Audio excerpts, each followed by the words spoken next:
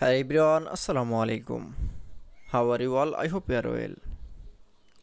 Welcome back to my channel in this new video. Today's video, how to remove raw from a table in Microsoft Publisher. So let's started. At first open your Publisher document. In this video, I will show remove raw from table. Now select from any raw. Now select from raw. Now going to the table tools, then click for layout option, then select from delete option. Now for click, then click for raw, delete raw. That it's. Then you can say remove from raw in table. Then again select from another raw.